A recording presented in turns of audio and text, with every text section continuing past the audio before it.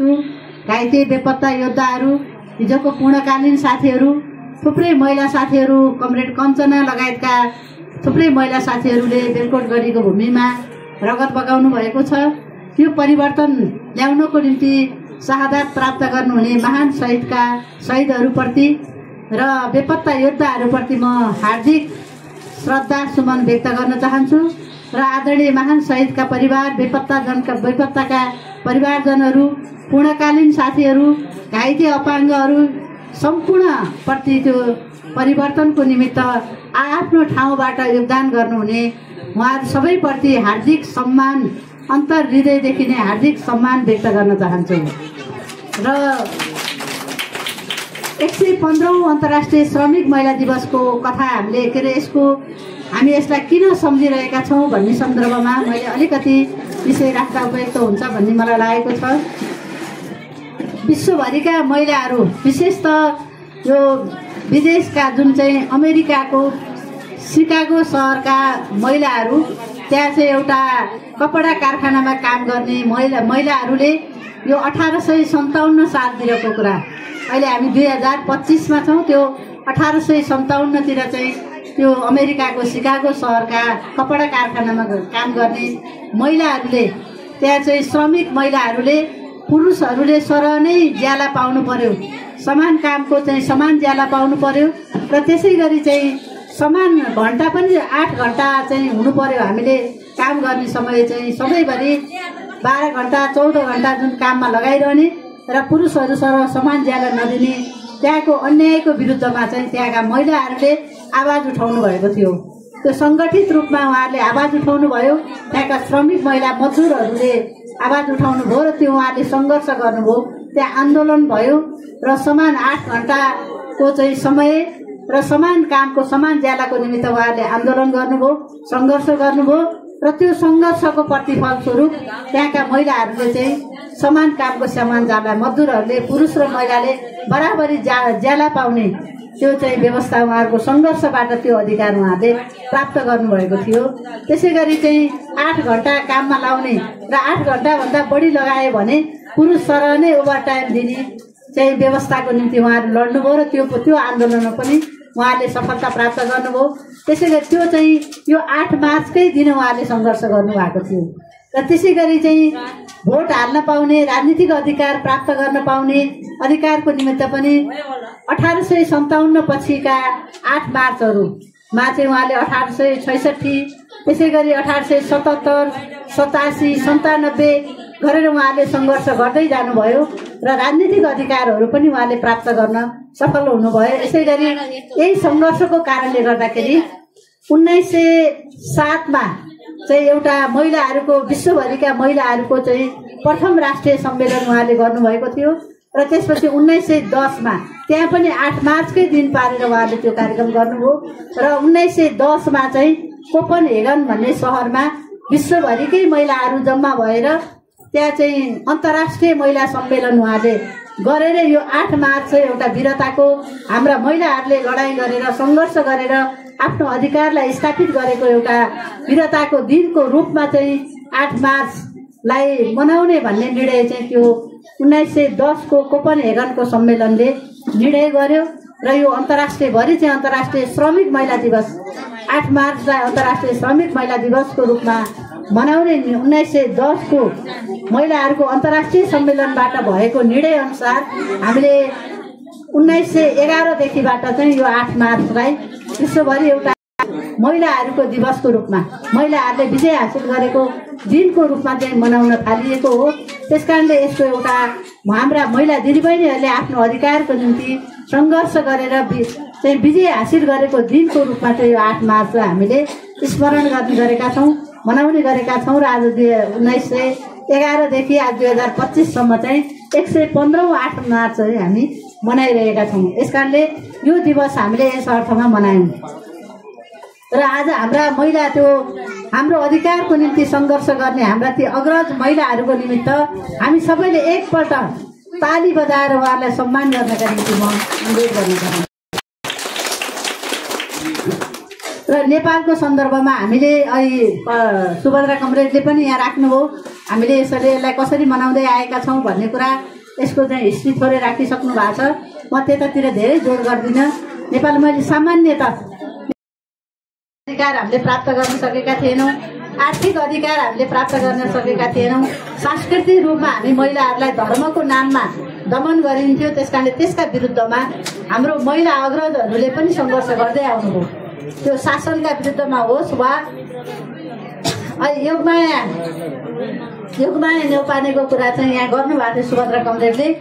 योगमाया न्यौपाने जस्ता चाहिँ 64 जना महिलाहरूले अरुण नदीमा चाहिँ सामूहिक रूपमा आत्महत्या गरेर एउटा चाहिँ यो यहाँको राज्यलाई महिला विरुद्धको चाहिँ जो महिलाहरूलाई अधिकार नदिने राज्यलाई एउटा चाहिँ चेतावनी स्वरूप एउटा सामूहिक त्यो चाहिँ एउटा बलिदान उहाँले गर्नुभएको इतिहास पनि नेपालमा छ।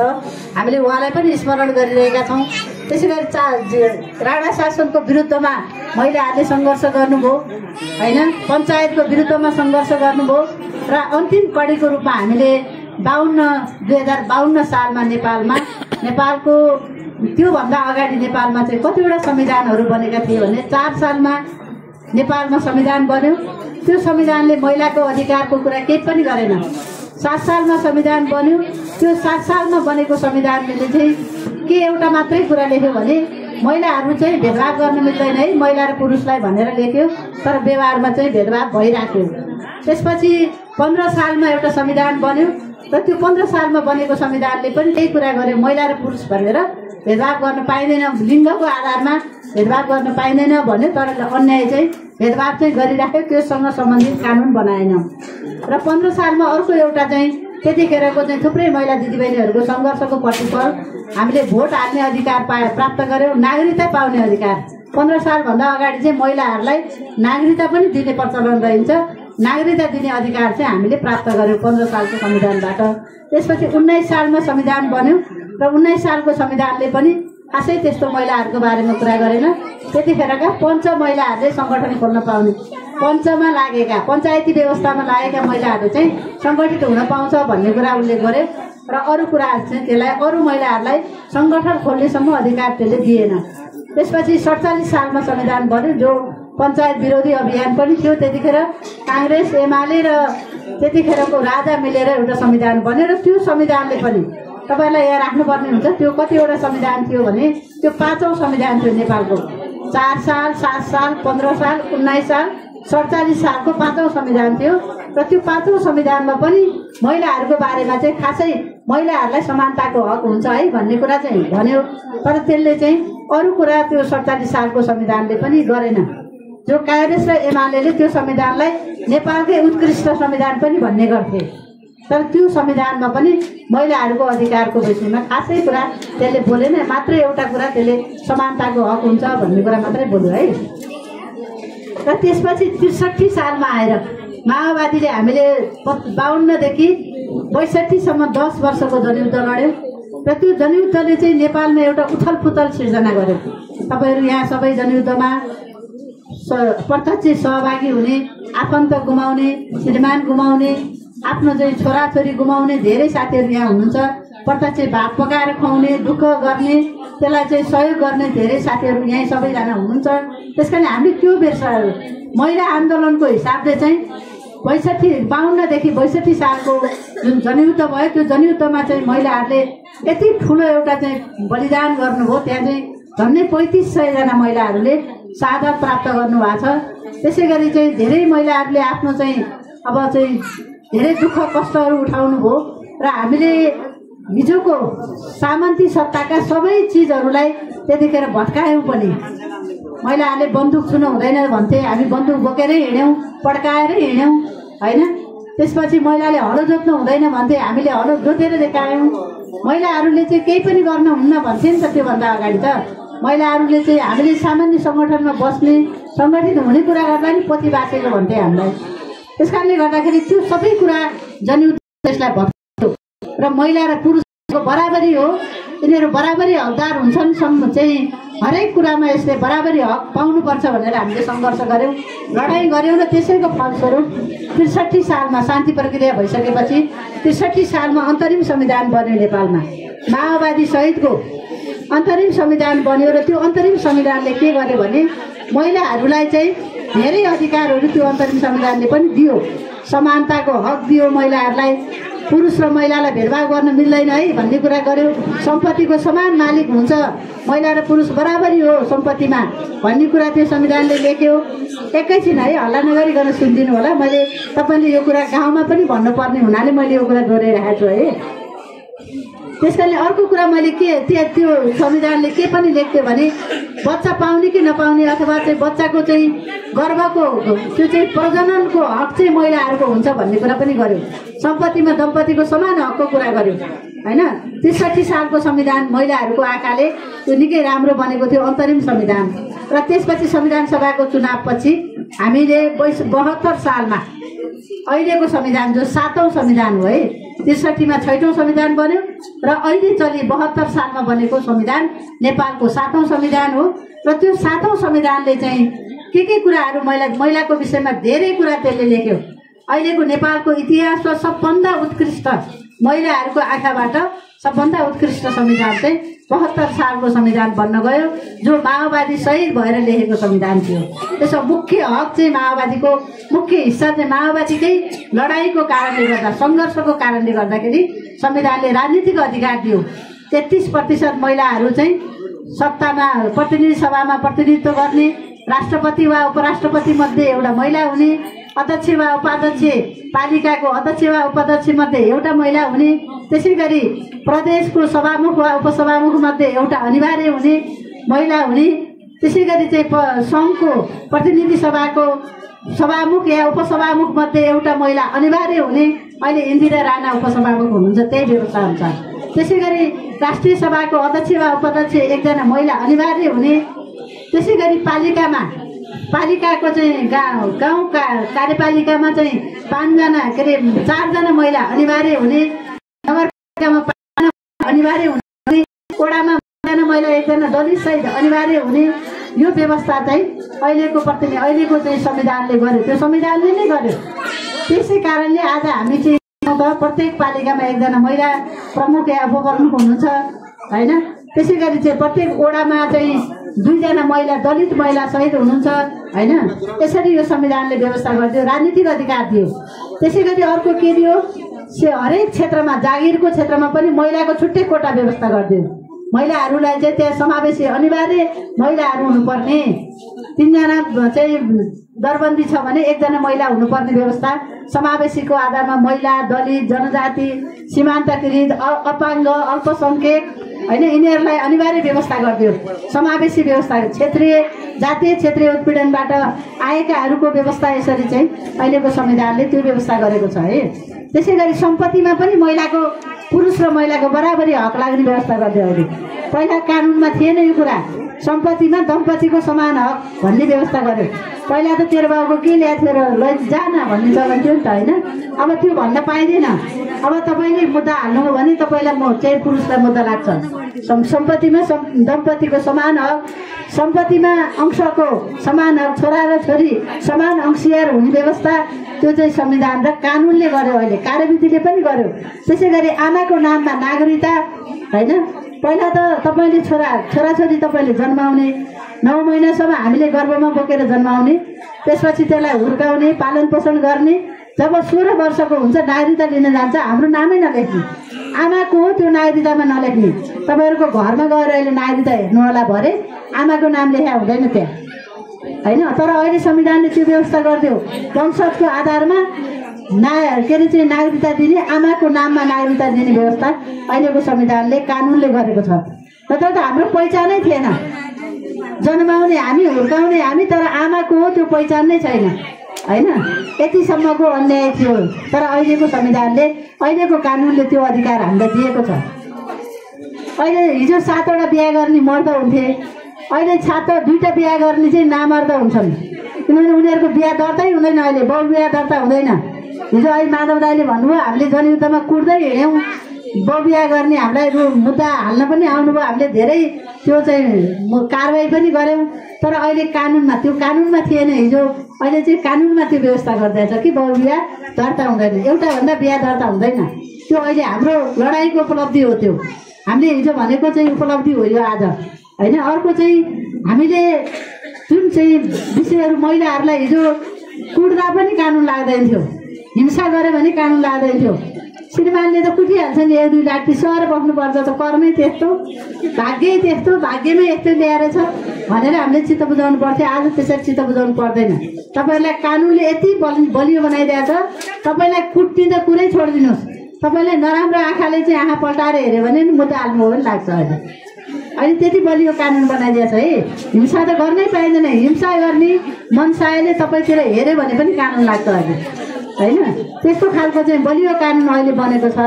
अनि तपाईँलाई चाहिँ हिजो बलात्कार गर्ने, यौनजन्य दुर्व्यवहार गर्ने बलात्कारीलाई पनि कारवाही हुँदैन थियो के? बलात्कारीलाई कारवाही गर्ने कानुन थिएन। अरू कानुन लाएर कारवाही गर्नुपर्थ्यो, तर आज त्यो छैन। बलात्कारीलाई कारवाही गर्ने कानुन कडा कानुन छ, होइन? र उसले चाहिँ नराम्रो नियतले बलात्कार गर्ने त कुरै छोडिदिनुहोस्, कुनै पुरुषले तपाईँलाई नराम्रो नियतले मात्रै हेऱ्यो भने पनि तपाईँले यो मान्छेले मलाई नराम्रो मनसायबाट हेऱ्यो भनेर उजुरी हाल्न जानुभयो भने तपाईँलाई उजुरी लाग्छ। अहिले कानुन लाग्छ। कानुनले महिलालाई यति बलियो बनाएको छ। हिजो त्यो कानुनमा थिएन के? हिजो हाडनाताकरणी गऱ्यो भने के गर्ने त्यो कानुनमै थिएन, होइन? बलात्कार गरे के गर्ने त्यो कानुनै थिएन, होइन? अहिले चाहिँ त्यो कानुनमा त्यो व्यवस्था गरिदिएको छ। त्यस कारणले हामी धेरै महिलाहरूले कानुनमा, संविधानमा अहिले अधिकार पाएका छौँ। त्यो तपाईँ हामीले जनयुद्धमा लडेको उपलब्धि हो। यदि जनयुद्धमा महिलाहरूले अगाडि बच्चा पछाडि चाहिँ बन्दुक बोकेर नलडेको भए, होइन, मर्न तयार नभएको भए, हाम्रो कमरेड कञ्चना यही पालिकाको 2 पिपलको हुनुहुन्थ्यो, कमरेड कञ्चना जनमुक्ति सेनामा हुनुहुन्थ्यो। उहाँले शहादत प्राप्त गर्नुभयो। उहाँ जस्ता थुप्रै दिदीबहिनीहरू मर्न तयार नभएको भए, आफ्नो घर सम्पत्ति छोराछोरी अनि मलाई चाहिँ यही सुख सुविधा अब चाहिँ भनेर बसेको भए आज यो अधिकार हामीले पाउँदैन थियौँ। त्यस कारणले हामीले आज धेरै अधिकार प्राप्त गरेका छौँ। अब यसलाई हामीले कार्यान्वयन गर्न जरुरी छ। तर समस्या के छ भने कानुनमा अधिकार त हामीले हाम्रा महिला दिदीबहिनीहरूलाई यो कुरो थाहा छैन कतिलाई, होइन? यो कानुन के भयो भने लाग्छ, के लाग्दैन भन्ने थाहा छैन क्या, होइन? कार्यान्वयन भएको छैन। छोरीले अंश पाउने व्यवस्था हामीले लडाइँ गरेर ल्यायौँ, तर त्यो दिएकै छैन। छोरी पनि दिन मान्दैन, माग्नै जाँदैन। आमाले पनि अब भयो दाजुभाइले चित्त दुखाउँछन्, छोरी माइती किन तोड्नु भयो अब भनेर चाहिँ हामीलाई लाग्छ त्यस्तो कुरा, होइन? छोरीलाई नि अंशमा आयो भने भोलि फेरि भाउजू पनि रिसाउने, दाइ पनि रिसाउने होला, माइत आउँदाखेरि अडेर मुख लाउलान् भन्ने लाग्छ, होइन? तर त्यो होइन नि त हाम्रो अधिकार। जति जोसँग सम्पत्ति भयो त्यही मालिक हुने रहेछ नि त। हामीले हिजो यही भोगेर आयो त। सम्पत्तिको मालिक हुने पुरुष चाहिँ मालिक भयो नि त यो समाजमा। हामी त जहिले नि दास भयो हो नि त। अब चाहिँ 5 रुपियाँ पनि चुरा लाउनु पनि 10 दिन टाउको कन्याएर 100 रुपियाँ हात थाप्नु पर्यो हो नि त हामीले। त्यो सम्पत्ति नभएर हो नि त।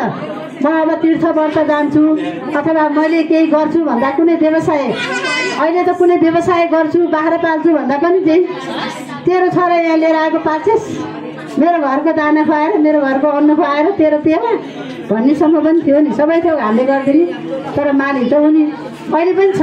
दुध तपाईँ भैँसी पाल्नुहुन्छ, अब यहाँ यो पनि अभियान चलाउनु पर्ने भएको छ क्या।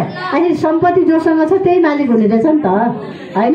अब तपाईँ गाई पाल्ने, भैँसी पाल्ने, भकारो सोर्ने, पानी खुवाउने, पराल हाल्ने, दुध दोहेर बाल्टिनमा हालिदिने, तपाईँको बुढाले लगेर बेच्ने, छोराले लगेर बेच्ने, अनि पैसा बुझ्न चाहिँ को जान्छ त?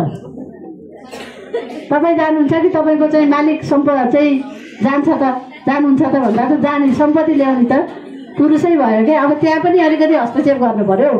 हामीले अहिले यो पनि बहस चलाएको छौँ के भने हामी घरमा बसेर जुन काम गर्छौँ, हामीले घरमा त बिहान उठ्ने 5 बजे उठ्ने, भकारो सोर्नेदेखि आगो फुक्नेदेखि बढार्नेदेखि लिएर सारा काम गर्ने, पकाउने, खुवाउने, भाँडा मान्ने, होइन? फेरि चाहिँ दैलो कसे घाँस सबै थोक गर्ने, अनि भरे पनि त्यो सबै थोक गर्ने पुरुष हामीभन्दा। हामी बिहान 5 बजे उठेर बेलुका 5-10 बजे सुत्ने, तर हाम्रो श्रमको मूल्य चाहिँ छैन। हामीले काम गरे मूल्य छ त छैन नि त। हाम्रो हिसाब हुन्छ त। हाम्रो छोराले श्रीमानले हलो जोतेर आयो, दिनभरि 1 गरो जोत्यो भने त हिसाब देखियो त, 1 गरो जोतेर आयो, होइन? तर तपाईँले यहाँ सबै काम गरे त हिसाब त छैन। हामी हिजो मात्रै पनि एउटा बहस गऱ्यौँ। के गऱ्यौँ भने अब महिलाहरूले गरेको कामको श्रमको मूल्य पनि हुनु पर्यो।